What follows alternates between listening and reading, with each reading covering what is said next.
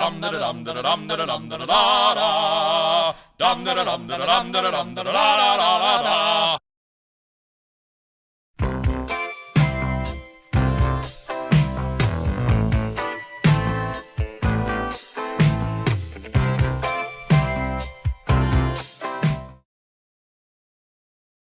So now what you want to do is go back to your computer and fire up your web browser. I happen to use a Mozilla Firefox. Everybody should be. If you use Internet Explorer, you're just asking for trouble. And so here you can see my Firefox window. There we go. And now we're going to type in to the address bar 192.168.1.1 and press enter. And you will, if you have everything connected right, you'll get a message that says, you need a login and password. Well, since we just reset the router, we know that the default login and password should be anyway, username is root, so R-O-O-T,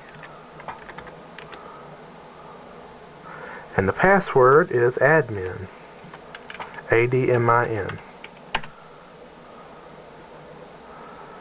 And there is our Linksys.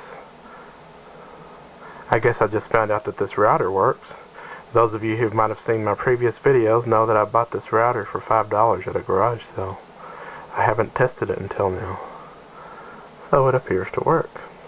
So now what we're going to do is we're at the main Linksys setup screen. We're not interested in that. We want to get rid of this Linksys firmware. So go to the administration tab. And let's see. Down here we have choices, and one of the choices is firmware upgrade. So click that. Then it's going to give you a big scary message. Firmware upgrade, select the file to upgrade, and then warning, upgrading firmware will take a few minutes. Please don't turn off the power or press the reset button.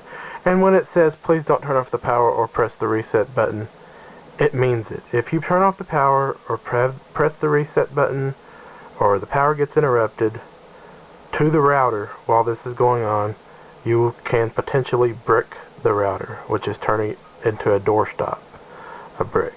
So now I click the browse button right here.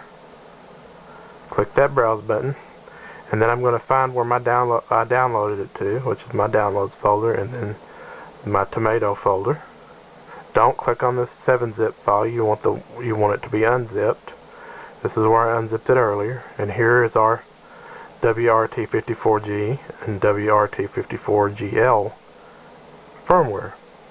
So I'm going to double click it,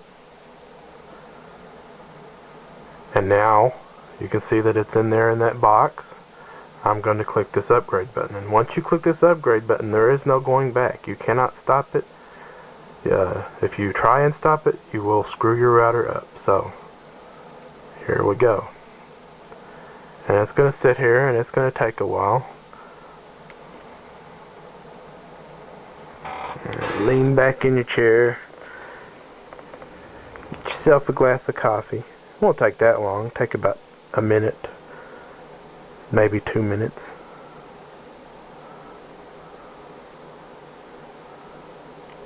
So what this is doing right now is actually upgrading the software on the router. This is software that's built into a router on a ROM chip, or an EEPROM chip, which is a programmable chip that can be overwritten. Contains the software for the router. Normally this chip is not written to. This is only done probably 20 times in the whole life of the router. Depends on how much you like to upgrade. So now upgrade is successful, and we want to continue. And you're going to see that things are going to change here real fast. So the login and password is still root, R-O-O-T.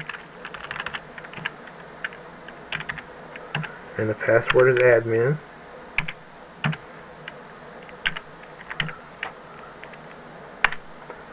And here we are. We've just turned our fairly cheap and fairly easy to find nowadays WRT54G router into a more fully featured network appliance. Tomato may look stripped down. The interface is certainly quite a bit different from the Linksys interface. There are lots of options that I can't really go into, but for the most part what you need to know is it's much more stable than the Linksys firmware. It offers you a lot more control than the Linksys firmware does. There's all kinds of tools, ping tools and graphing tools for wireless. You do wireless surveys. It'll show you all the wireless appliances around your house.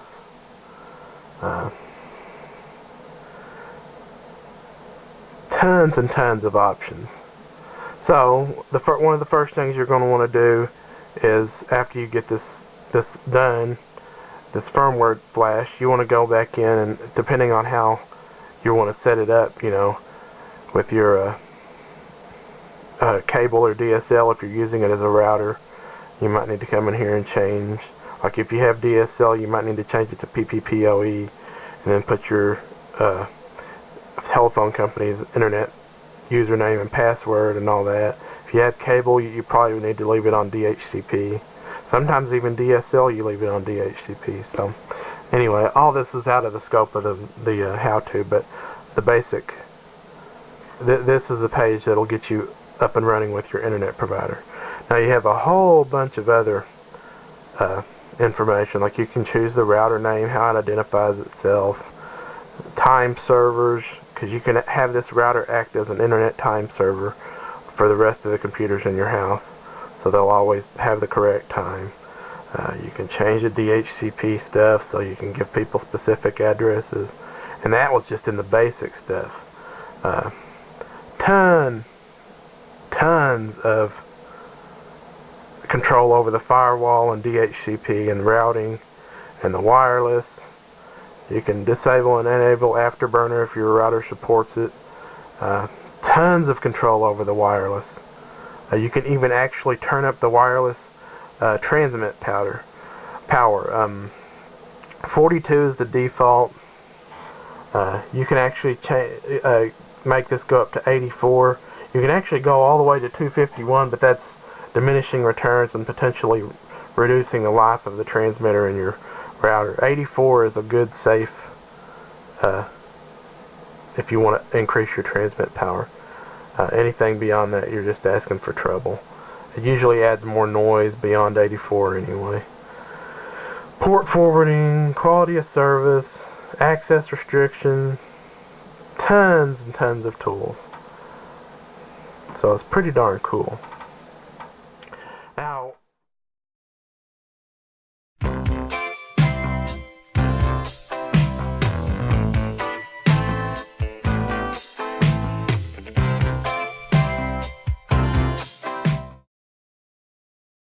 dum da dum da dum da dum da da da dum da dum da dum da dum da da da da da.